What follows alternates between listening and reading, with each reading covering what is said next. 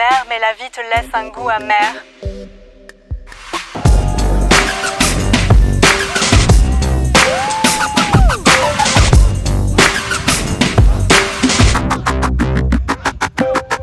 Tu n'as plus le temps et ton cœur demeure béant. Tu vis mieux que les rois des siècles passés. Très vite, tu peux tout acheter. Pourtant, tu es frustré. Mensonges de générosité et d'abondance sont cause de profondes souffrances.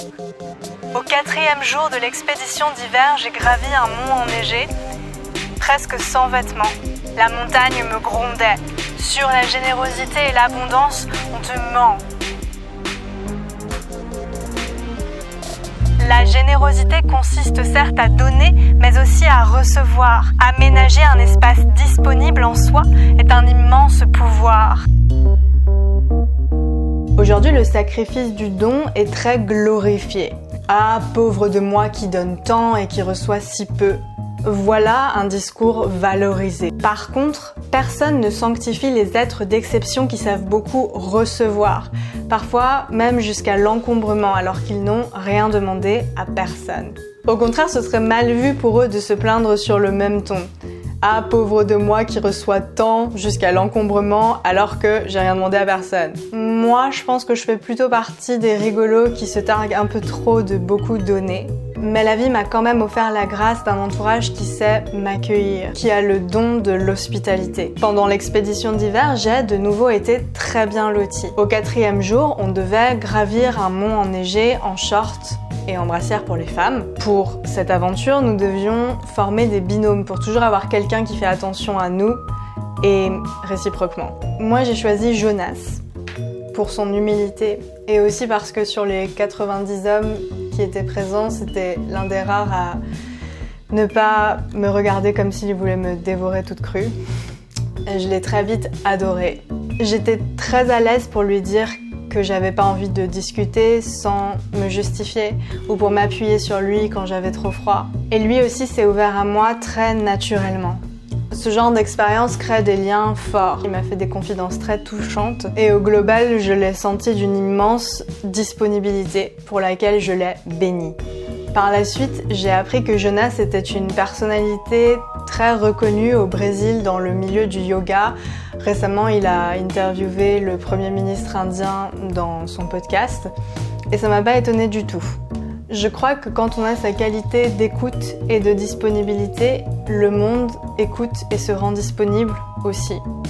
J'insiste, pour être entendu, il faut encore plus entendre. Pour que la vie abonde, il faut se débarrasser de beaucoup de superflu en soi pour pouvoir l'accueillir.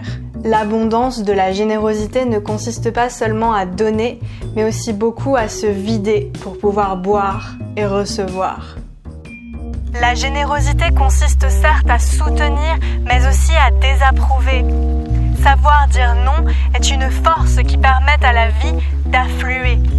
Une fois arrivée au sommet, j'ai commis une erreur que je regrette amèrement chaque fois que j'y pense. 3 personnes m'ont demandé de les prendre en photo et j'aurais jamais dû dire oui. Jusque-là, j'avais bien maintenu ma température interne constante, mais à partir du moment où j'ai perdu mon intégrité pour rendre service, j'ai complètement perdu la maîtrise de ma chaleur. C'est un peu l'histoire de ma vie. D'un coup, je me suis mise à trembler de froid violemment et même une fois au chaud, il m'a fallu plus d'1 heure pour retrouver mon calme. Pour info, j'ai réalisé une vidéo plus détaillée sur ces tremblements caractéristiques de ce qu'on appelle le contre-coup du froid et sur comment les maîtriser. Bon, à ce moment-là, j'étais hyper déçue de moi-même. Mais il y a de fortes chances que je revive exactement cette situation parce que je vais regravir ce mont dans des conditions similaires pour la dernière étape qu'il me reste avant d'obtenir ma certification Wim Hof. Il y a un master module qui se déroule de nouveau en Pologne, qui a été repoussé à cause de pandémie jusqu'à nouvel ordre. Et c'est tout à fait possible que je revive exactement ce scénario. Cette fois, par contre, je sais que je dirai fermement non. Et ce sera un acte de générosité envers moi, mais aussi envers les autres. Parce qu'on ne rend jamais service aux autres sur le long terme si on le fait à l'encontre de soi. On croient que les plus grands plaisirs sont dans la multiplicité des choix, dans leur frénétique réitération. C'est faux. Les voluptés les plus intenses viennent après le manque et la privation.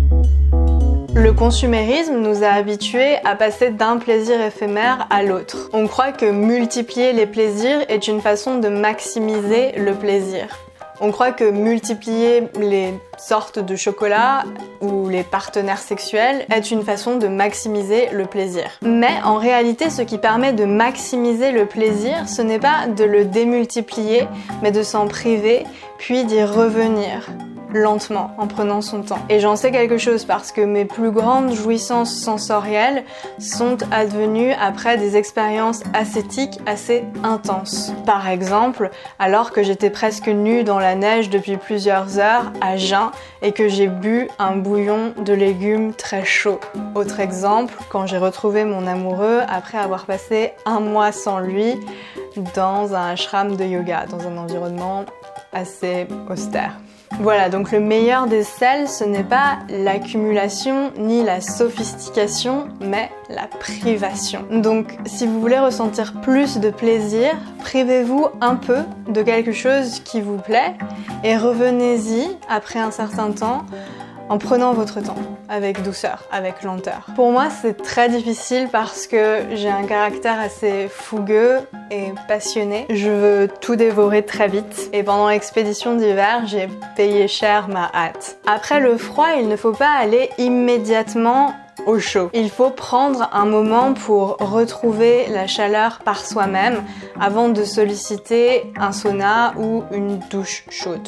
Sinon, c'est très mauvais pour les vaisseaux sanguins. Le mieux reste de prendre vraiment le temps de se réchauffer entièrement par soi-même, puis de s'imprégner de chaleur. Le mieux, c'est vraiment de marquer un temps de pause complet avant de passer d'une polarité à l'autre.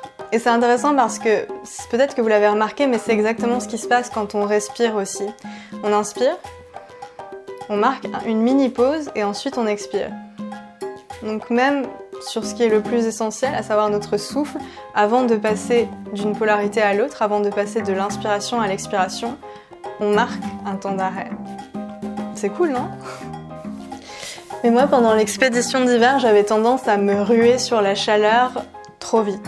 Après le froid. Donc mon corps a moins bien appris à se réchauffer de lui-même. Et je crois que c'est aussi pour cette raison que mon contre-coup était si fort et si long après l'ascension. Donc il ne s'agit pas de se priver un peu à l'arrache pour se ruer ensuite très vite sur l'objet de sa privation. Il s'agit de marquer une pause, de redécouvrir la saveur d'un plaisir avec présence et lenteur. Mensonges de générosité et d'abondance sont cause de profondes souffrances. Le plaisir d'une vie intense n'est pas tant dans l'outrance que dans la privation, la désapprobation et la générosité de la réception. L'obscurité est perçue comme une offense. En réalité, elle est l'élixir d'une vie dense.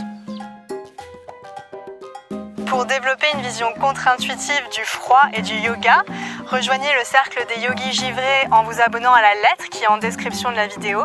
Si vous trouvez mon travail utile, pensez à aimer cette vidéo en cliquant sur le pouce bleu et à la partager. Si cette vidéo vous a plu, il y a des chances que la playlist de l'expédition d'hiver vous plaise aussi et elle apparaît quelque part, peut-être ici, ou ici, ou ici.